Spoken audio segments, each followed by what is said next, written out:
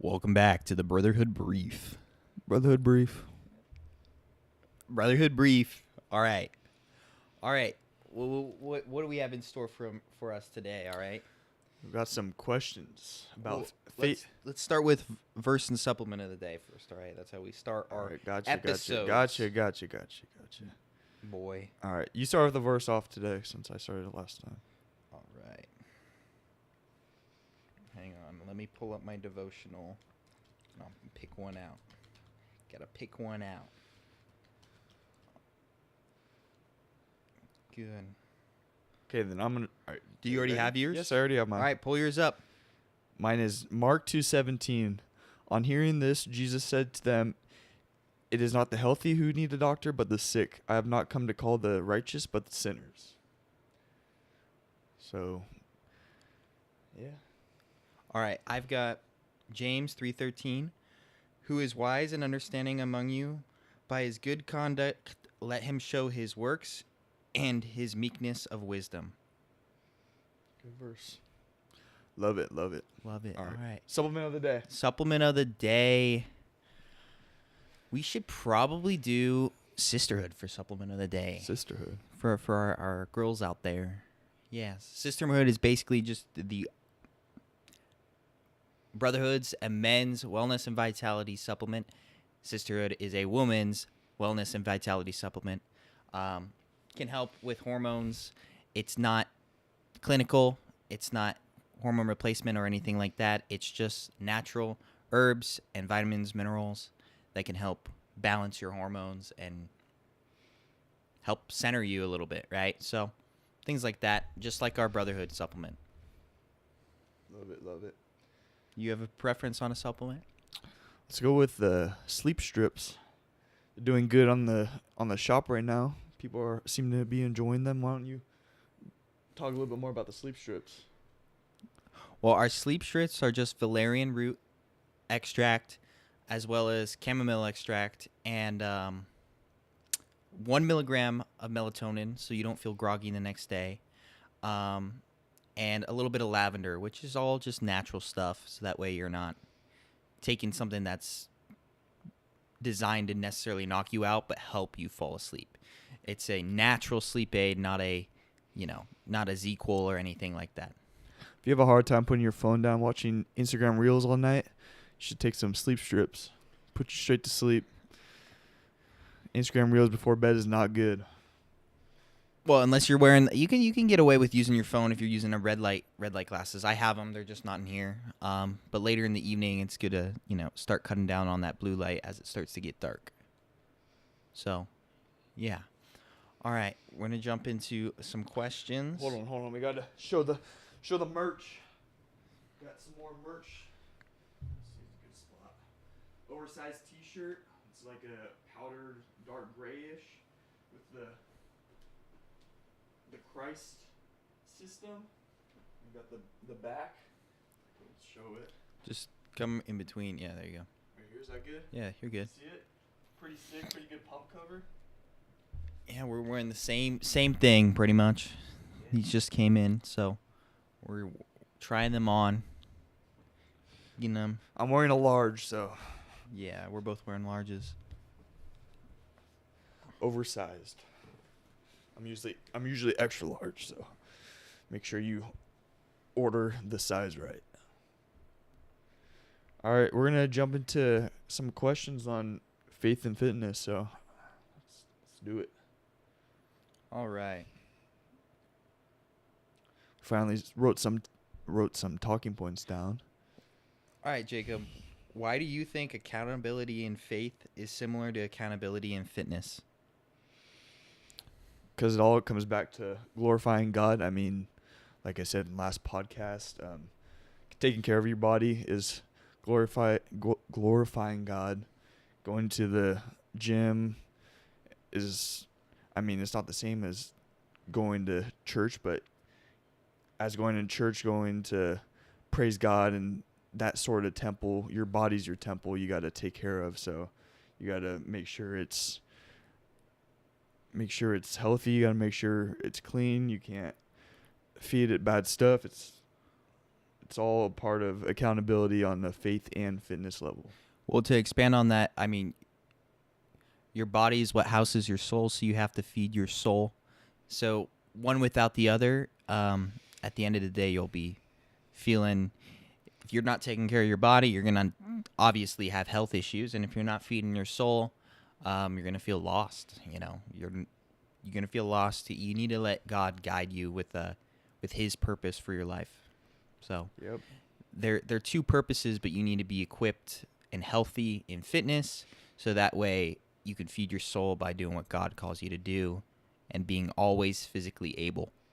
Love it. Love it. All right. Let's go on another question. How do faith and fitness connect for you personally? Well, personally, I feel like in my line, I mean, we're trainers, right? So we get a wide variety of people, and not everybody's has a faith. So it gives me a chance, at least, to kind of speak into people's lives, and especially when we're talking about their fitness, I can always ask, personal questions. Obviously, I don't push too hard, because they're there to get into physically health shape. I will try my best to help feed the soul, but that's not my main job, right? But I can try, and God gives me those opportunities to plant seeds if I need to. So personally, I feel like fitness itself is my ministry. So Yeah, I love that.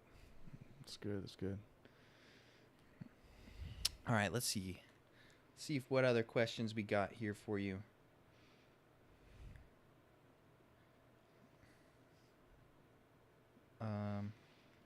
How do you encourage men of faith to lead in their health?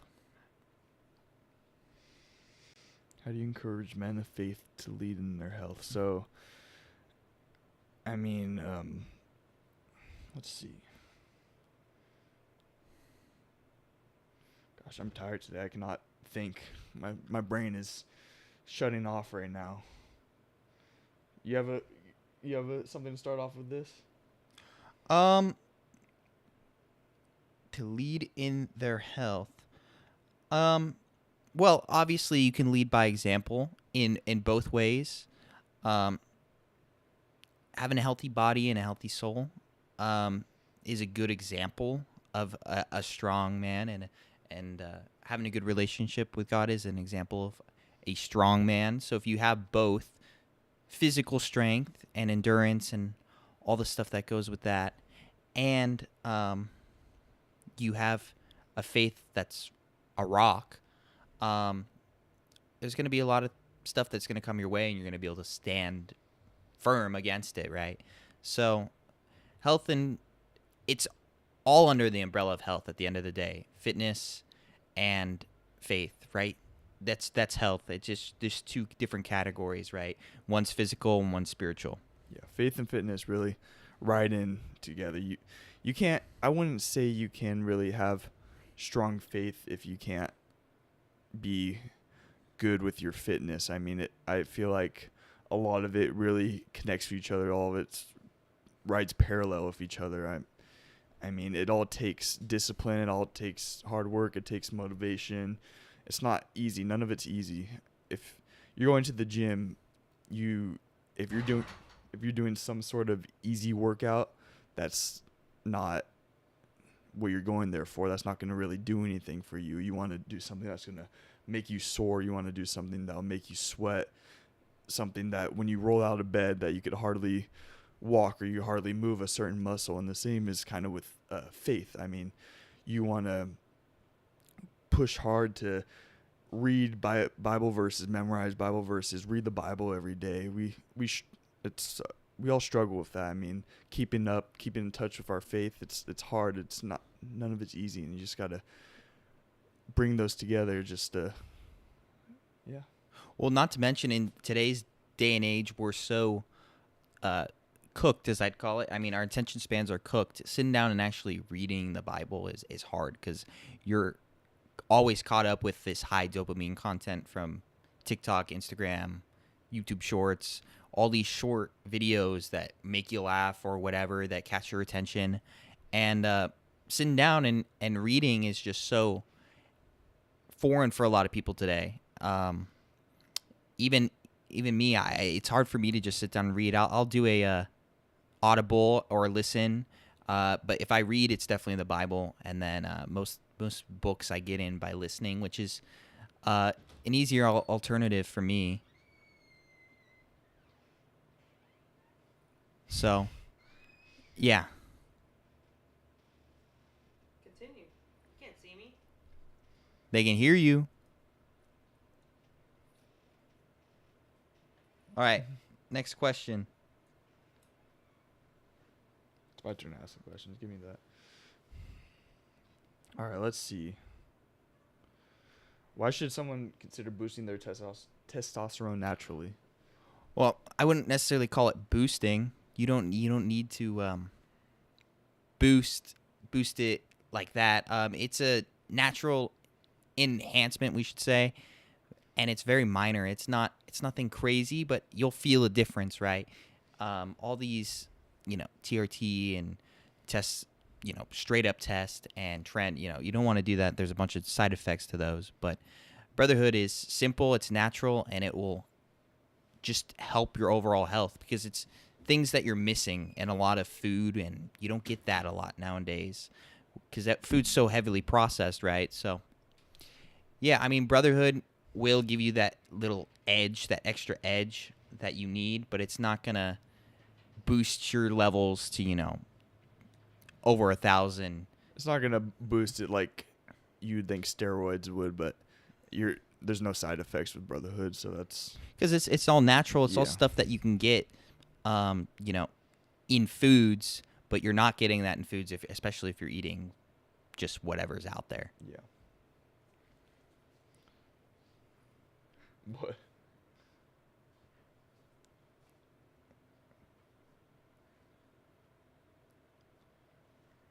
All right, Jacob, how quickly you think people will see results while taking Brotherhood? I mean, nothing's gonna happen quick unless you again want to do steroids, which is gonna destroy your testosterone levels. I mean, it's gonna boost them to max, but once you stop taking and get older, it's just gonna completely ruin the levels. But it takes a while, I would say. I mean, I started taking it probably consistently about a year ago, and I just started feeling it about, like, I would say 4 to 6 months in is when I started seeing heavy results after taking it consistently every month. So, I mean, it takes a while, but it's definitely worth it. Once you get to that point of taking it, then you will start seeing increase in weightlifting, durability, resistance. You'll see increases in all of it because it's all going to be from your testosterone boosting. And then I would also take creatine with the Brotherhood because that also helps out with that weightlifting. Not to mention, Brotherhood is also a good little immunity supplement. It can help with your immune system as well. Help support, just immunity support. I'll ask this one. Do I need supplements? No, you don't need supplements, but they can make a good diet and good training. They can make a huge difference there, right? They'll give you that little edge that might push you to the 315 bench or push you to hitting a PR or push you to just even getting in the gym, especially if you're just dieting, right? And you keep missing your workouts. When you feel good, it's easier to do the hard things, right? So. Yep. I've started taking supplements a while ago, and ever since then I've always wanted to take supplements because I always feel like it is helping me with my weightlifting, but the days I don't take them, I just like kind of feel gross because I don't know, I feel like clean, I feel like stronger, more energized, just better when I take my supplements daily. Yeah. I get that. I feel that. Yeah. How can someone keep God at the center of their health journey? I mean, it comes down to building a strong foundation. I mean, it's good to glorify God in everything you're doing. I mean, it's good to read the Bible before you work out, pray before you work out, all that stuff, because you are going to feel stronger when you pray before you work out. You're going to feel stronger when you listen to the Bible or listen to a podcast, a Christian podcast, or something that's encouraging, because that encouragement is a level of dopamine that makes you high in spirits and makes you ready to lift heavy weights, ready to push stuff, ready to run for a certain amount of distance or a certain amount of speed. It's all going to tie into your fitness, which puts them at the center of, I mean, I would say everything. All right, let's see. What do you think is the biggest challenge that people have balancing faith and fitness? I mean, I wouldn't say that they need to be necessarily balanced. Obviously, your faith should take priority over it, but fitness should be right there behind it. Overall, I mean, don't let the gym become an idol over your relationship with God. That's when it becomes a bit of an issue. But you also need it, right, to be healthy. So, I mean, it should just be like fitness needs to just be a part of your lifestyle. Try and make the good, healthy choices and go to the gym and pick the cleaner foods. I mean, don't be, eating canes and all that. But, yeah. All right, this question, can fitness be a form of worship? It can be a form of worship. We all worship something. I mean, the things you love to do the most, you can call it worship. Like going to the gym, I would call worship. Playing sports, worship. I don't know, driving your car, going to school. It's all forms of worship. But what you need to find is that your main point of worship, your number one point of worship, should be Jesus. It should be worshiping God, going to church, getting into the Bible 7 days a week. I mean, all that stuff. You should be putting your worship, your number one focus of worship, on Jesus. It's okay to have other forms of worship, because we're all going to, but you need to put your number one form into the Lord. Yeah, I mean, when I hear that question, I think a little differently. I think, okay, like, can you go to the gym and try and glorify God in it? I mean, you can do that in everything you do, but I mean, yeah, if you want to work out and you want it to be a form of worship, I say just put on some worship music in your headphones and go to town, right? So. Okay. Cool. Do you want to move on to reacting to something? Yeah, you want to react to that video? You have the video in mind? Yeah. And you sent it to me where? I did not send it to you. It's the first video that if you click on it. Yeah, 4 days ago. 7 amazing exercises no one does. All right, let's pause this. So we're going to rate these underrated exercises. All right, let's move over to this reaction. We love our boy Jeff Neppard. Together, we must fight. Yeah, let's not. Because today, let's not Jeff listen to Nippard's the the ads. GOAT. Jeff Nippard needs his ad revenue. We're going to join the Marines, aren't we? Yeah, we're totally gonna join the Marines. No, we're not. Is this almost done? No, we're not. That's Jeff Nippard. only Mackenzie's gonna join the Marines. Over and over again. And there's nothing wrong with that. But it can make your workouts feel stale. So today, I'm going to share 7 exercises that you've probably never heard of. They aren't gimmicky optimal tricks either. These are time-tested movements with scientific support that I personally do every week, and I think you should too. We'll start with a few that are a bit more common, and then as we go, they'll get more and more obscure. So I'd say most of you probably have done exercise 1 at some point, but I bet less than 1% of you have ever even seen exercise 7. I think they're all worth doing. Just remember that training hard and training consistently matters more than the exact exercises you pick. Okay, the first exercise is a simple way to improve your shoulder health, grow your forearms, increase core strength, decompress your spine, and improve muscular endurance. It's a dead hang. And if you've never tested your max dead hang time, try it out next time you go to the gym. I actually just tested my own max time after coaching my friend Majd in a Mr. Beast challenge where he'd win $1,000 for every second he could dead hang. Every second you can hang, I will give you $1,000. Get out of here. He started with a max dead hang time of just 6 seconds, and we got him up to 60 seconds in just 30 days, meaning he won 60 grand for that challenge. And I just tested it myself, and my max time was... Okay, 2 minutes and 45 seconds? Is that right? Because it really didn't feel that long. Now, for some context, this is what a beginner, intermediate, advanced, elite, and world-class dead hang time looks like.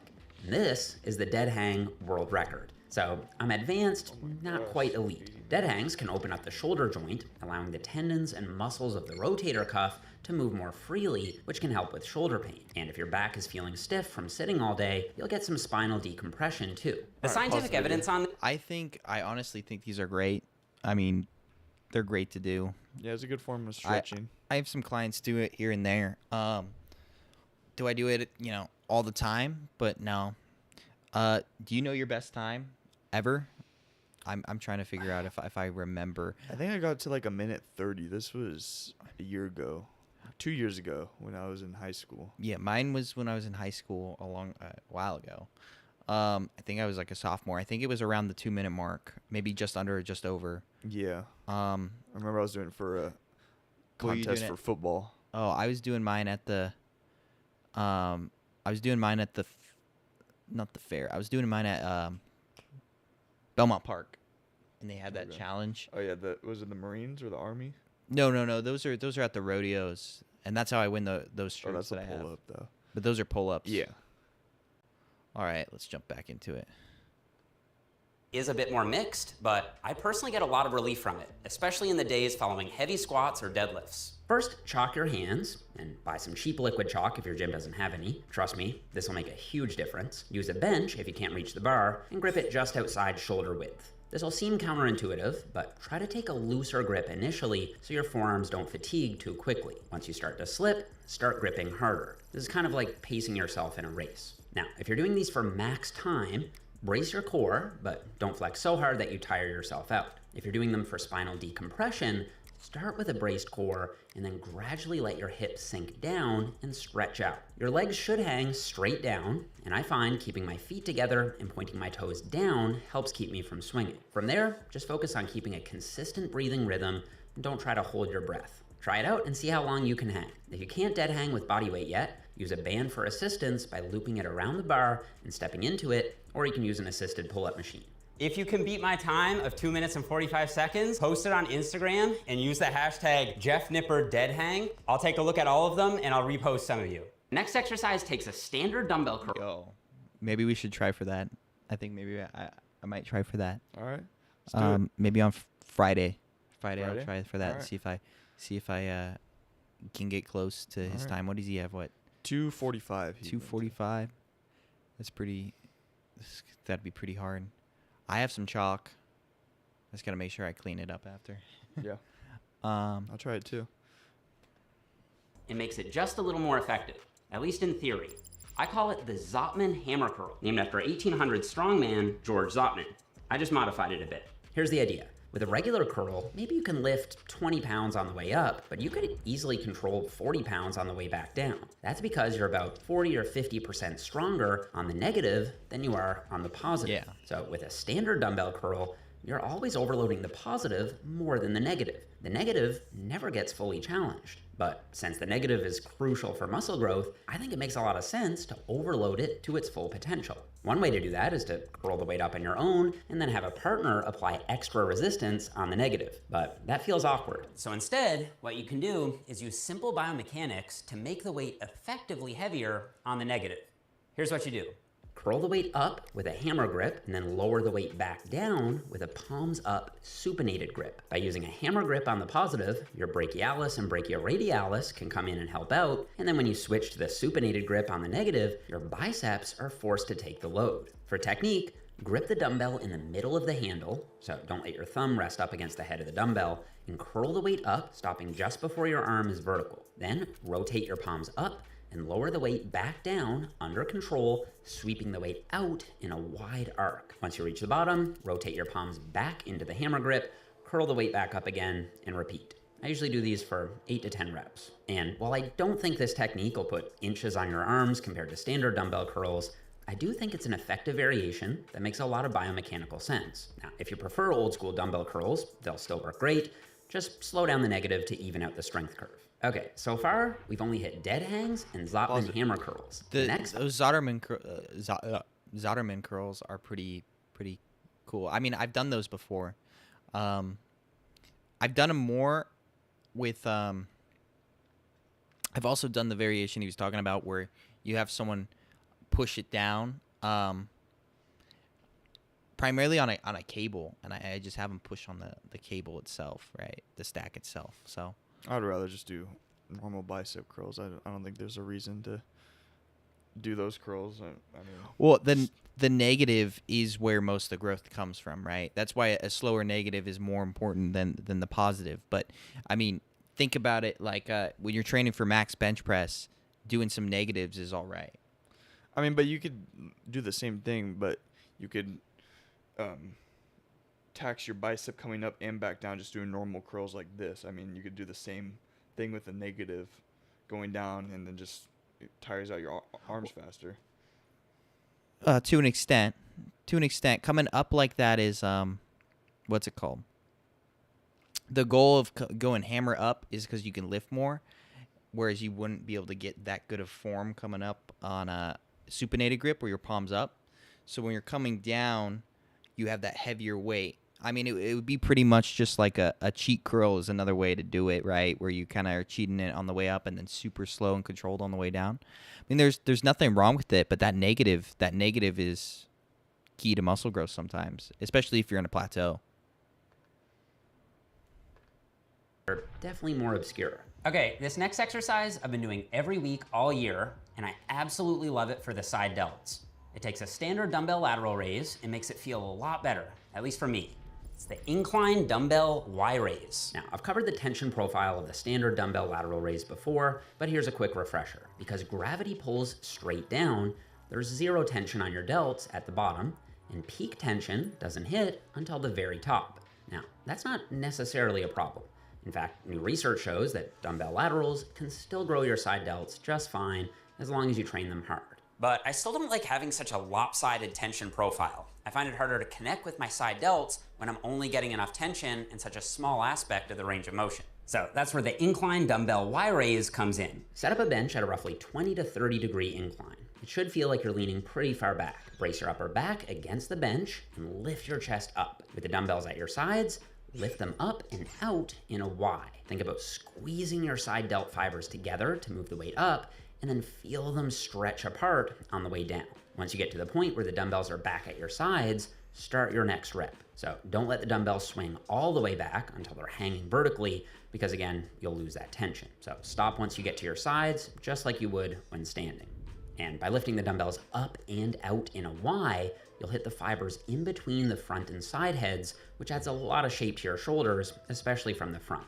And while lifting straight out to the side is generally safe, a lot of people do find that their shoulders feel more comfortable when they lift in the scapular plane about 30 degrees to the front. So give them a shot the next time you hit shoulders. I think you'll love the feel of them. Okay. To learn how to be in a T-Mobile ads. With those, I think honestly, I've seen people do them, but I've never done them myself. I've actually never done a Y raise like that, but Yeah. I'm curious to give it a try.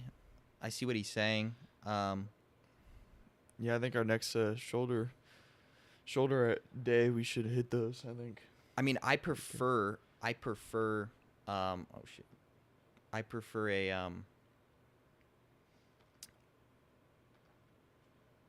a cable lateral raise or a machine lateral raise. Those are my favorites. We don't have one here, but even a cable one, because it keeps the tension on a little longer than the dumbbells, right? Because once they're even to the floor, tension's pretty much gone. Yeah. And onto your traps. One outside of my audience, it's the sideways facing one arm rear delt fly on the pec deck machine. First, I should explain why it is that I like them so much.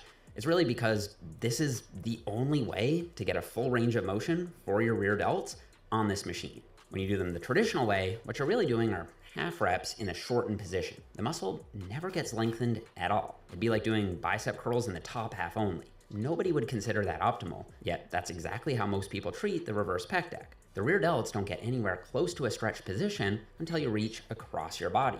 So that's why I do them this way. The technique is pretty simple too.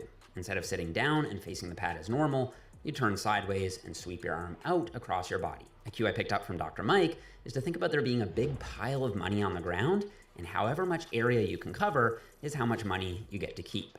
This will help you sweep the weight out with your rear delts rather than yanking the weight back with your back and biceps. Obviously, you don't need to go all the way around. Now, if you don't have a pec deck machine, you can still get the job done with cables. Just make sure that you still reach your arms across your body for the full rear delt stretch. And if you only have dumbbells, all you need to do is lie down on a bench, stretch the dumbbell across your body, and lift it back up. It's not that I think this super deep stretch is gonna suddenly double your gains, but I do think that if you're completely missing the stretched aspect on all your rear delt work, you probably are leaving some gains on the table. So try these out, let me know what you think. All right, let's go even deeper. The next few exercises. I love those rear delt flies. I used to hit it when I went to the commercial gym when we had the pec deck machine, but we don't have it at the gym we're at. So we usually do the cable flies. We cross our arms and pull the cables back, and I get such a good pump out of it, and I'm always sore from that workout. Yeah, I like that one isn't. I feel like that's a pretty common one, especially on that machine.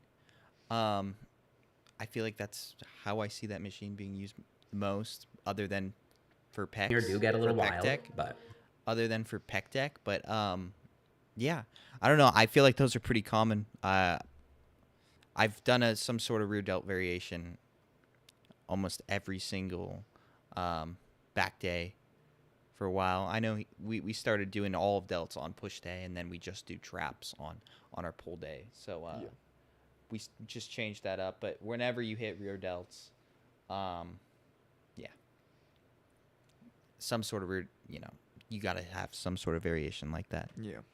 Said, I do all 7 of them, and I think they're all super underrated. Okay, next one is a pretty uncommon ab exercise that I've been doing every week on my cut so far. Dragon flags. It is a classic though, and it was actually Bruce Lee's go-to move for building up his incredible core strength. They'll hit your lower abs the hardest since you're lifting your legs up, but your entire six-pack has to contract isometrically to keep your spine extended. Actually, the first time I did these, my upper abs were so sore, I was still sore, I think 5 or 6 days after I hit them. So don't say I didn't warn you.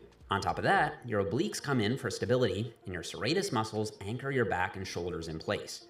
You also get some lat activation here, and man, it just lights your entire core up. For the technique, grab onto the top of a bench, and with straight hips and straight knees, lift your entire body, including your glutes, up off the bench until your legs are at a roughly 60 to 80 degree angle. Then, while keeping your hips straight, lower your legs back down under control, and repeat that for 4 to 8 reps or however many you can get. Now, fair warning, this one is a lot harder than it looks. So if you're new to it, I'd start with lying leg raises. Just lie flat on your back and lift your legs up while bracing your core. Once you can do that for 8 to 10 reps, move on to a bent knee dragon flag. This is quite a lot easier than the full dragon flag. Bending your knees shortens the lever arm, which makes it a lot easier on your abs. Once you hit 8 to 10 reps of those, you should be ready to ease into full-blown dragon flags. I've been doing these more than hanging leg raises lately because with hanging leg raises, you don't have anything to stabilize your torso, and so it's tricky to avoid swinging back and forth. That instability then limits the tension that you can direct into your abs. A Roman chair fixes most of this, but your back, arms, and shoulders still have to hold your body weight up. A dragon flag solves those issues. But honestly, when it comes to abs, the most important thing is your diet. You'll need to get down to around 10 to 12% body fat as a male and around 20% as a female. So before we get to exercise 6 and 7, let me quickly show you how to get... I like those. It's definitely nothing I've ever hit before. I mean, we usually just do heavy scarves, we call it, or just weighted ab crunches, and that usually gets the job done. But I think it's definitely something we should look into. I mean, I've never done those. I mean, I've done leg raises and leg raises on the bench like that, but I've never done exactly those. So, yeah. skip this ad. Let's go right here. And that'll get you 2 weeks for free.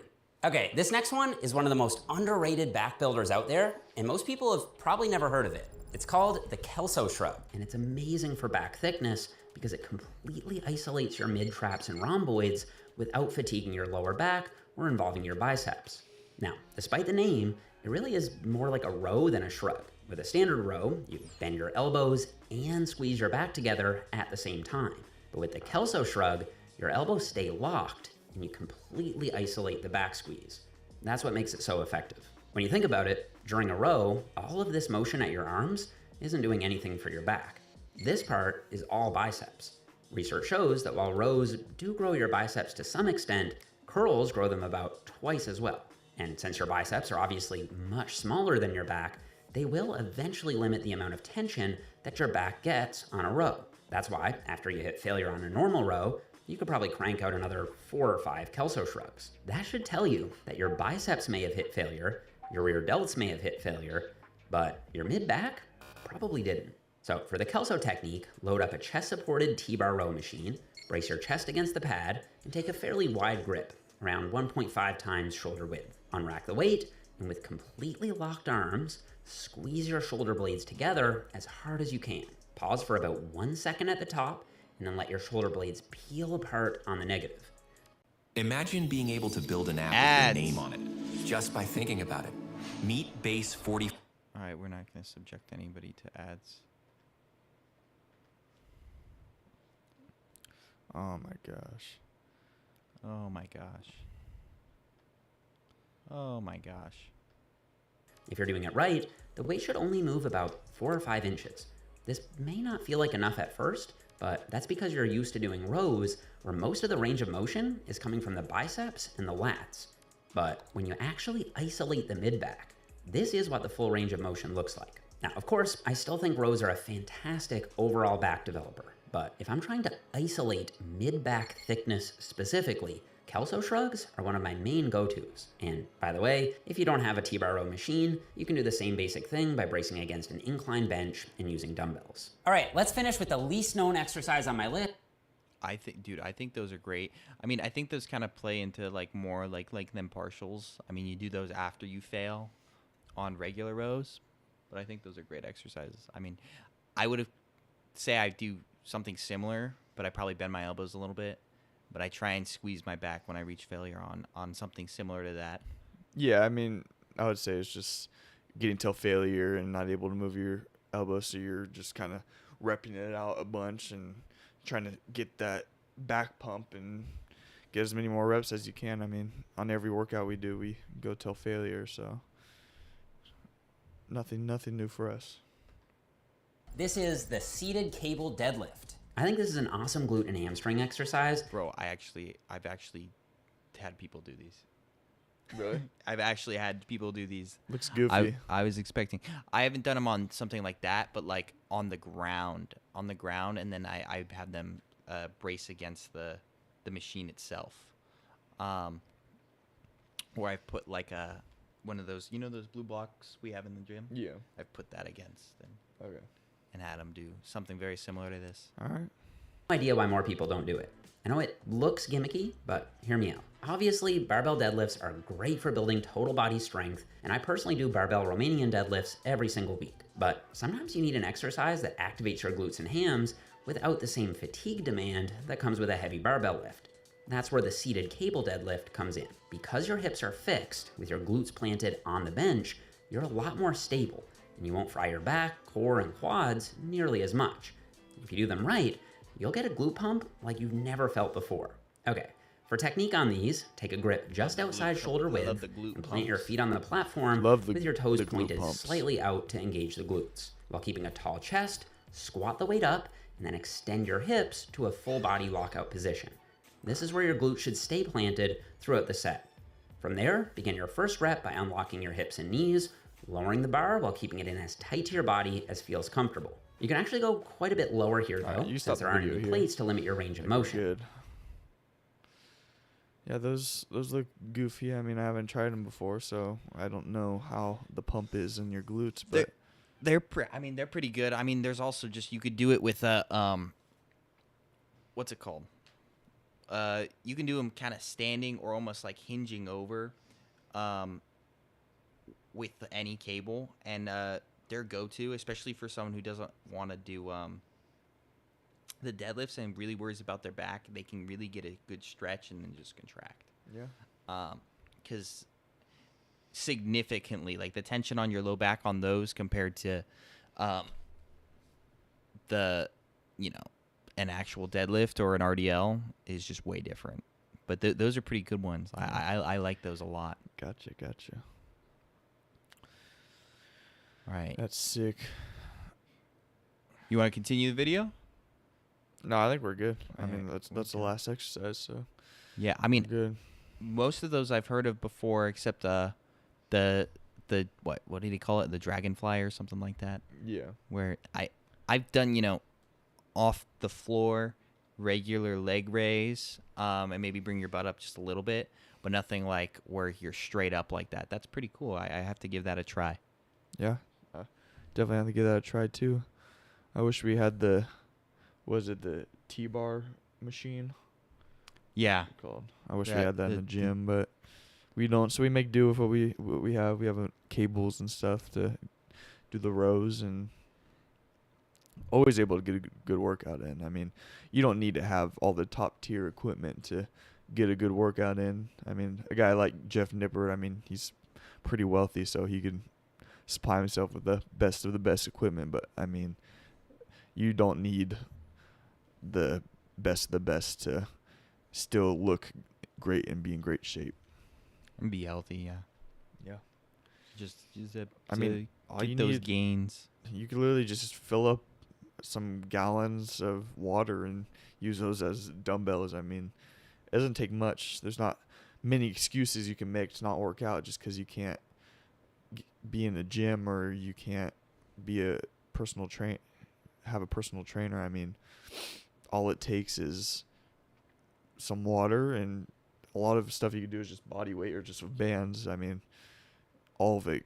I mean, bands are cheap. Bands are pretty cheap on Amazon. You can Yeah, you purchase can find bands for a cheap. set of bands and start loading up and learning. Yeah, that's all you need. From home. That's all you really need. I mean, that video is great, but it's very much if you're trying to optimize, like perfectly optimize, just like the video we watched last time. It's all about, we're watching this because we want to see what's new and what people find to optimize their training better and better, so that way we can apply that to our clients, and that movement's good. I haven't done that with someone, right? Or I have, and I agree, right? Yeah. But the main thing is I mean, all that isn't necessarily necessary, right? Yeah, exactly. A set of dumbbells at home and a band that can hook onto a door. I mean, you're good to go. And until you maybe outgrow that stuff, then maybe you consider investing in a gym membership or one-on-one training, or maybe even just more bands at that point. You just have to start stacking the bands. Yeah, I mean, all you have to do is push-ups, and then push-ups start getting too easy, and then start loading stuff on your back while you do push-ups. I mean, you don't need plates, like 45-pound plates. You could just use, I don't know, again, water. I mean, gallons of water. You could just find random stuff around the house that have decent weight on them and just put them on your back and start doing push-ups. I mean, Yeah, I mean, there's a lot of stuff you can do from home. There's a lot of stuff you can do from home. So, yeah. Anything else you want to talk about? Or you ready? You ready to head out? I think we're good to wrap it up. All right. Well, that's episode 3 Episode 3. of the Brotherhood Brief. We'll be back this week with episode 4. Hopefully on